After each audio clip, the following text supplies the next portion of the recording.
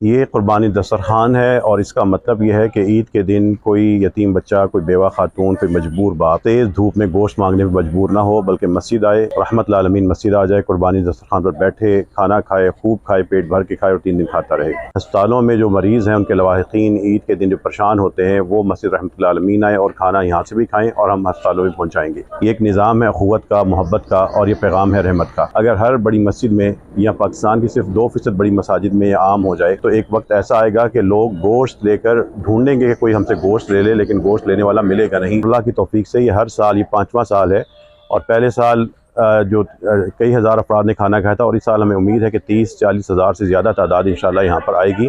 और ये पाकिस्तान का चेहरा है।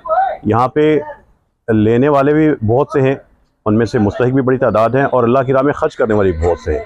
तो ये रहमतुल्लिल आलमीन की उम्मत है। आपस में उम्मत बनकर जब हम सोचेंगे तो ऐसे निज़ाम हर मस्जिद, हर महल्ले, हर गली में बन सकते हैं। आसान है, ये मुमकिन है, इसमें डरना या घबराना नहीं चाहिए।